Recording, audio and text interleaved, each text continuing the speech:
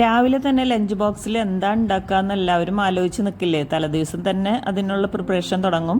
അപ്പോൾ എപ്പോഴും lunch box തയ്യാറാക്കുമ്പോൾ ഒരു ചെറിയ ഭാഗം ചോറും ബാക്കി പ്രോട്ടീനും പച്ചക്കറികളും ഫിഷും ഒക്കെ അടങ്ങിയിട്ടുള്ള ലഞ്ച് ബോക്സ് കൊടുത്തയക്കണം. കുട്ടികൾക്കായാലും വലിയവർക്കായാലും അങ്ങനെ തന്നെ കൊടുത്തയക്കണം. കുട്ടികൾക്കാണെങ്കിൽ പഠിക്കാൻ ഒരുപാട് എനർജി വേണ്ടേ, അപ്പോൾ അതനുസരിച്ച് ലഞ്ച് ബോക്സ് കൊടുത്തയക്കുക.